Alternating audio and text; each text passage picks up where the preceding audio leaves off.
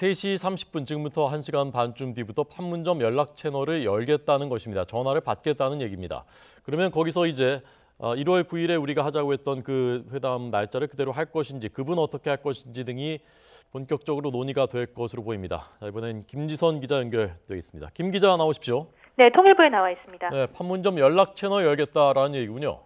네, 북한이 우리 정부의 제안 하루 만에 판문점 연락 채널을 재개하겠다는 방침을 밝혔습니다. 지난 2016년 2월 이후 끊겼던 채널을 오늘 오후 3시 반부터 다시 개통하겠다는 겁니다.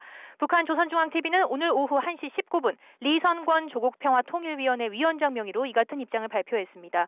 오늘 오후 3시, 우리 시각으로 3시 반부터 판문점 연락 통로를 개통할 것을 김정은 위원장이 직접 지시했다는 내용입니다.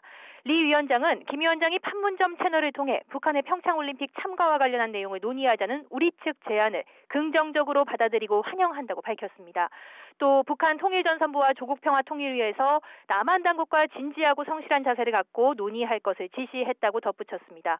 이에 따라 북한은 앞으로 남한과 긴밀히 연계해 평창 참가와 관련한 실무 논의를 진행하겠다는 입장입니다.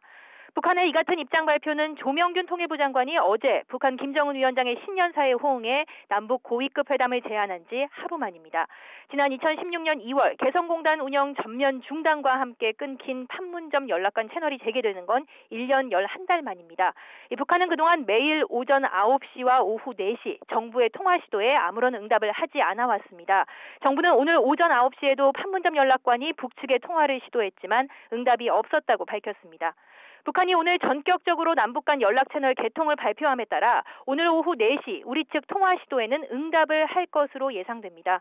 앞서 조명균 통일부 장관은 어제 남북 고위급 당국 회담을 제의하면서 판문점 채널을 통해 세부 절차를 논의하자고 밝힌 터라 이 북한의 평창올림픽 참가를 위한 남북 회담 개최 논의도 속도를 낼 전망입니다. 김정은 위원장은 지난 1일 신년사에서 평창올림픽 대표단 파견 의사를 타진하며 이를 위해 남북 당국 간 만남이 시급하다고 강조했습니다. 실제로 평창올림픽까지 한 달 정도가 남은 상황이라 시간이 많지 않은데요. 북한 대표단 구성이나 선수단 입국 경로, 응원단 구성, 입장 방식 등 이 남북 관계를 고려할 때 이런 세세한 형식적인 것들까지 논의를 해야 합니다. 여기에 북한이 평창올림픽 참가 대가로 한미연합 군사훈련의 연기나 중단, 나아가 미국 전략자산 배치 등을 요구할 가능성이 있어 회담이 열리더라도 순조롭지만은 않을 것으로 예상됩니다. 다만 북한도 올림픽 참가를 통해 국제사회의 평화 이미지 구축 등 대북 제재 상황에 대한 반전을 노리고 있고 우리 정부도 오랫동안 북한의 올림픽 참가를 희망해온 만큼 일단 회담이 성사된다면 어떻게든 접점을 찾기 위해 서로 노력할 것으로 보입니다. 현재로서는 오는 8일이 김정은 위원장의 생일임을 감안해 회담 날짜와 장소를 수정해서 제안할 가능성도 제기됩니다. 지금까지 통일부에서 YTN 김지선입니다.